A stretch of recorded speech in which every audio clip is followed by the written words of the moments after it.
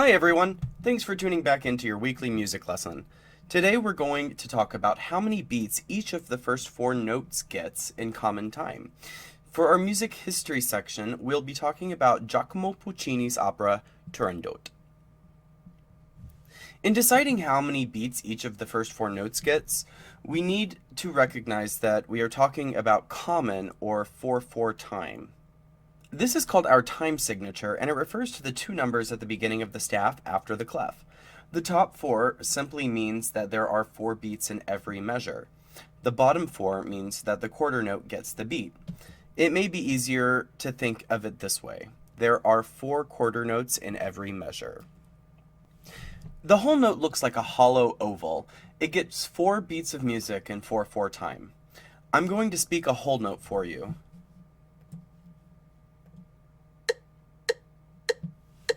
Ta. Now I'm going to sing a whole note on an F. Ta. It may be easiest to think that a whole note takes up a whole measure in 4/4 time. The half note looks like a hollow oval attached to a stem. It gets two beats of music in 4/4 time. I'm going to speak two half notes for you. Ta, ta. Now I'm going to sing two half notes for you on an F. Ta, ta. It may be easiest to think that a half note takes up half of the measure in 4/4 time. The quarter note looks like a solid filled-in oval attached to a stem. It gets one beat of music in 4/4 time. I'm going to speak four quarter notes for you. Ta, ta, ta, ta. Now I'm going to sing four quarter notes for you on an F. Ta, ta, ta, ta. A quarter note makes up 1/4 or 1/4 of the measure, hence the bottom four in our time signature. The eighth note looks like a solid filled-in oval attached to a stem with a little flag on the end of it.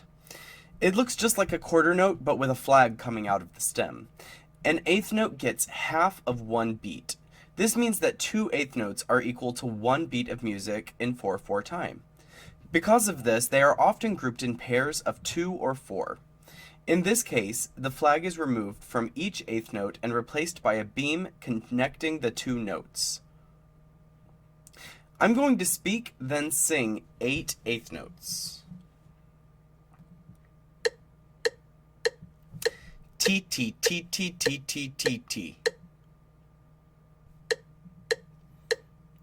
T, T, T, T, T, T, T, T.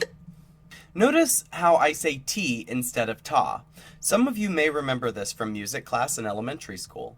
When we're orally discussing rhythms, we will call notes that get one or more beats ta, and just hold the ta out for how long the note is. If we're talking about half a beat, we will say T. There are more divisions of the beat with different syllables that we'll discuss in future lessons. One activity you may consider trying is making a pyramid of the first four notes. Put a whole note at the top of the pyramid. For the next level down, put two half notes. The third level down will be 4 quarter notes. The fourth level down will be 8 eighth notes. If you'd like, you can leave space for the next level down, which we'll discuss at another time.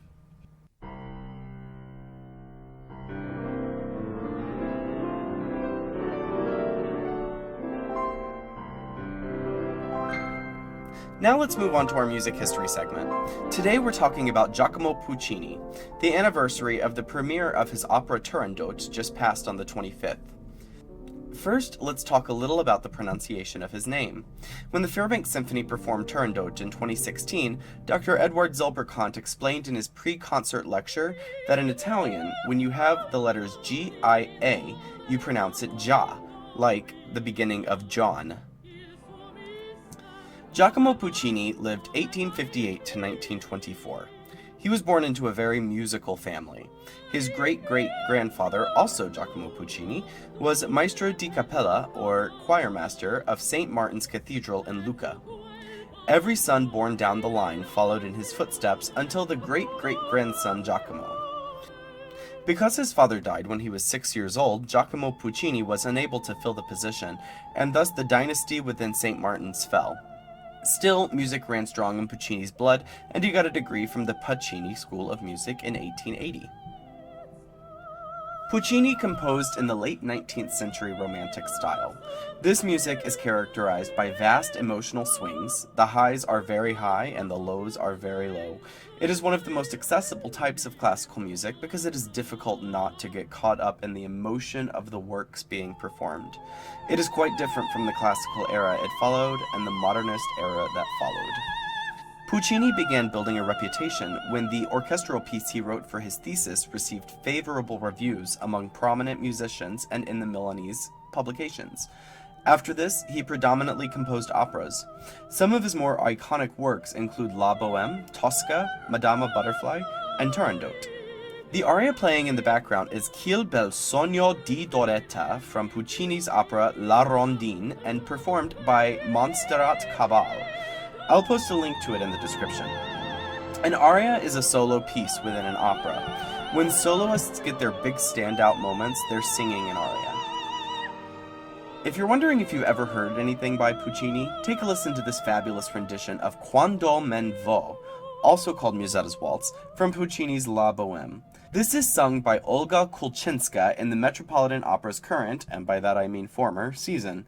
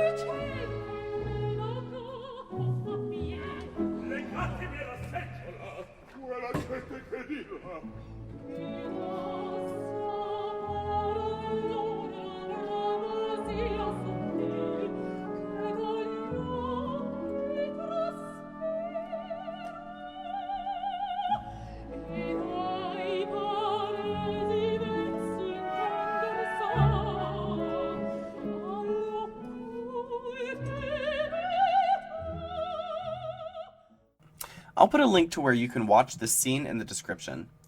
Let's talk a little more specifically about the opera whose premiere anniversary we're celebrating, Turandot. Turandot is the last opera composed by Puccini. He died right before finishing it. The last two scenes were written by Franco Alfano and based on sketches completed by Puccini. The pronunciation of the title varies widely depending on who is saying it. For a long time, I pronounced it Turandot. Then, after looking into the pronunciation, I've modified it to Turandot. Turandot was completed by Franco Alfano in 1926 after Puccini's death in 1924. It is an opera in 3 acts detailing a suitor's pursuit to gain the love of Princess Turandot. When he passes her trials, she still refuses to marry him. He gives her this option. If she can guess his name before the following day, he will die, and she won't need to marry him. Obviously, this timeline raises a lot of questions in modern-day relationship standards. If she doesn't know his name, why would he want to marry her? If she doesn't want to marry him, she shouldn't have to, right? Well, opera has never really been about the storyline, more than music. It is a bit of a joke in the classical music world that story often suffers for music and opera. Still, this dilemma was a common theme in early plays and literature. Take a listen to this famous excerpt from Turandot. This is Nessun Dorma, the most famous aria of the piece, in which our main character expresses his love for the princess and his assurance that he will pass her trials.